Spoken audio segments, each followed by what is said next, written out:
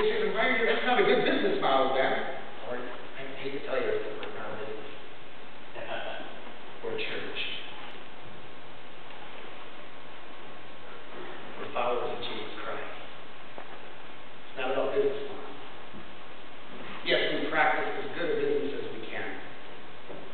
Ask Dale. We work hard at being good in our business. And I'm glad to have Dale, because those guys are better at it than I am. I'm a pastor, not a businessman. But you know,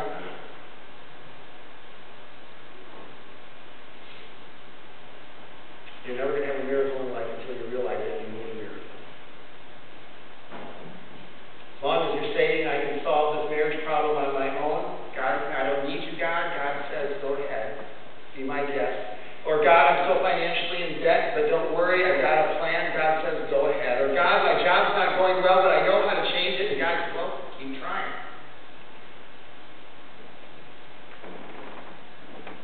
But miracles occur when people say, God, I flat out need a miracle. I don't have the power. Can't do it on my own. You know, I don't want this to be a work of the flesh. I don't want Northridge to be a work of the flesh. I don't want it to be something that we could concoct. I want it to be a work of the Spirit. And that just requires that kind of application of ourselves, of admitting our need for God to really work. Step number 4. Focus on God, not the problem. I love what happens here. We do not know what to do, but what? Look there, verse 12, last sentence. I'm going to say it. I want you to say it. We don't know what to do, but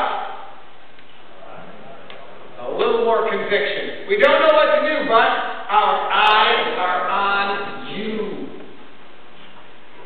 Focus on God, not the problem. It's amazing what happens when we do this. You know, I just had this happen last night. I was thinking about everything that needed to happen, and once again, I began to hyperventilate. I should just keep a paper sack with me. And I had to go up into my bedroom and I began to pray. And I said, God, what do I do right now? I am feeling fear. What do I do right now? And you know what came to me? He says, well, what are you going to tell the people to do tomorrow? Yeah. What's step 4? Let's do a step 4. Just focus on me. Just worship me for a while. Reflect on me. Focus on me. And it's amazing what happens. You know, the number 1 rule of dancing is let the person who knows what they're doing lead. God knows what He's doing here. He knows what He's doing at Northridge. One of my favorite lines in Back to the Future is when Marty McFly finally gets to play the guitar at the dance where his parents are supposed to fall in love. And he comes up and he turns to the band. They want him to play. And he turns to the band and he says to the drummer, you know, I want this beat. He says to the bass player, okay, I want a blues feel. And then he says, and we're starting in the key of C and keep up with the key changes. And you know what? That's what God is saying to us at Northridge Fellowship right now. Here it is. It's set out before you. Follow me. Keep your eyes on me. And by the way, keep up with the key changes. You know, there are going to be changes. This road is going to twist and turn as we go through it. That's just the way it is. It's the nature of what we're doing. But you know what? It's really not about whether we can have everything all secure and we can control it. It's about whether or not we're following Christ as He leads the dance. Are we going to keep up with the key changes? Because He's doing something powerful here. It's not about getting up in our mind what it's going to be. It's about keeping our eyes on Him and follow as He leads.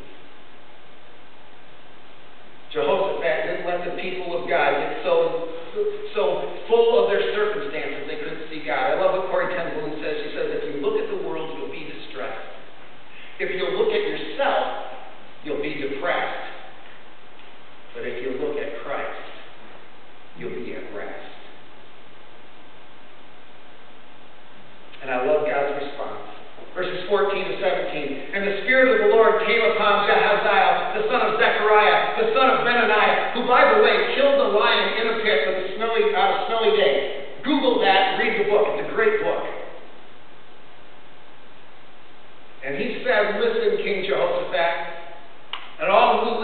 in Judah and Jerusalem, this is what the Lord says to you. Do not be afraid or discouraged because of this vast army, for the battle is not yours.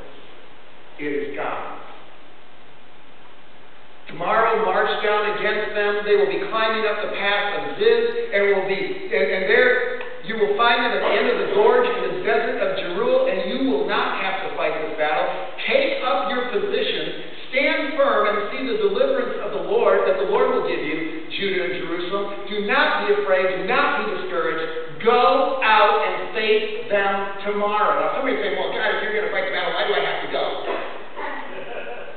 God, if you're going to build this church, why do I have to give anything? God, if you're going to really disciple people at Northridge Fellowship, why do I need to teach class? If you're going to do it anyway, why do I have to show up? Well, what does the Bible say? God says, I am going to do this. You show up. It's my battle. The things that really need to be done, only I can do. Your job is to show up. Take your position. Stand firm. Don't be afraid. Don't be discouraged. This is miracle territory.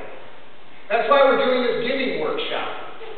It's just an opportunity to be able to plan and say, okay, God, how do you want me to show up? I got 5 loaves and 2 fish. What do you want to do with them? Number 5, get some support. You know, the Christian life is not a Lone Ranger deal. I was talking to a friend of mine who is the pastor of a church that some other friends attend. And these friends were going through one of those incredible odds, real crisis times in their life.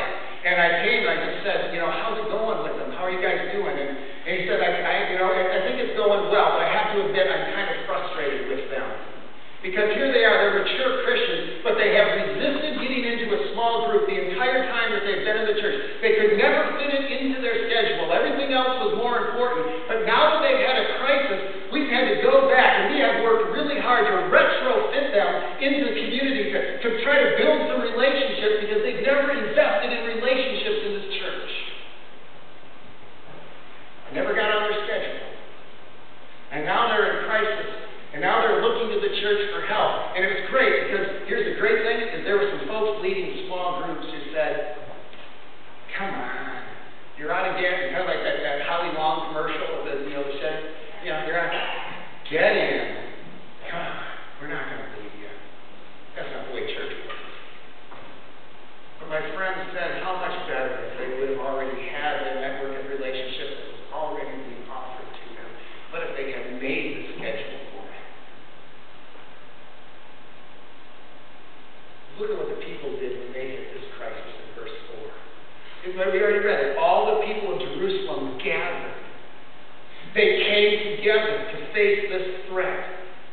They didn't go it alone. And then you look at verse 13. All the men of Judah and their wives and their children and the little ones stood there before the Lord. They gathered together. Folks, that's church. You know, and that's what this whole planting the flag thing is meant to be. It's something that we're doing together. You know, Shauna, raise your hand. Shauna is starting up. You know, Tom already mentioned. You know, she has a home business, and we're just trying to get other people. She wants to give some of her profits. That's how she's going to be giving to the campaign. And so we thought, well, Northridge what? Northridge Fellowship. So why not have a group? Why not have other people that maybe have home businesses and do it together? It's a lot more fun. Nothing wrong with that. Maybe some of you, I don't know, this just hit me in between services. You know, maybe some of you just really are good investors